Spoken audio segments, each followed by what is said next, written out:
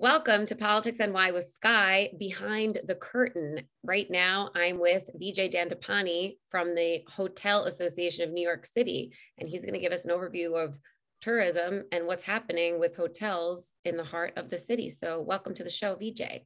Thank you, Skye. Well, what's happening with my industry is that we obviously were one of the worst hit in the pandemic, and it's going to take at least 3 years to 4 years before we recover. So we are down big time in terms of revenue and employees. At one time, we had 55,000 employees pre-pandemic. It's down to 12 to 13,000 right now. And revenues are down somewhere around 45% of what they were. We are optimistic about the future, but what needs to be done is better regulations in terms of availability of the city for those who want to visit. Right now, only domestic tourists can come. We really would like Canadians who are not able to come, the Europeans who are not able to come, but we can go to Canada and Europe. So those things need to be reopened. Most of our industry is fully vaccinated. We are very safe. There's been absolutely not a single instance of people getting the coronavirus in any one of our hotels. And that's why I say luck has something to do with it, but it's also more to do with how rigid and particular we've been with regard to applying science to our safety protocols. So yeah, we're optimistic on the very long term, which is 2024 and onwards. But in the short term, this pandemic has devastated my industry like never before. Mm-hmm. And the Hotel Association of New York City is a lobbying group. So that means you play nice with political and elected officials. So I'm wondering, Vijay, what needs to be done in order to turn the beat around with hotels? Well, it's more on the national level. Yes, you're right. We interact very closely with city and state elected officials, particularly the city.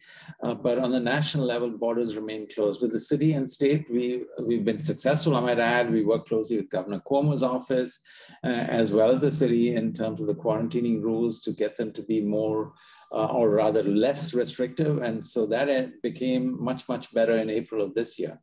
But nationally, that's something that we want to join, and we have joined with other associations to urge President Biden to reopen the borders in a measured fashion, just like the Europeans opened their borders for us. Is it helpful to tell domestic tourism to continue for people from the tri-state area to come do a staycation in the city?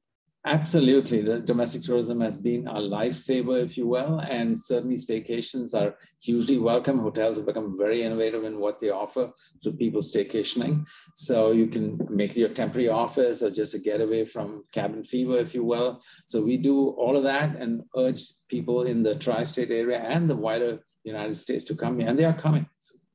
And good. I'm glad they're coming. What other message do you have for everyone who's watching?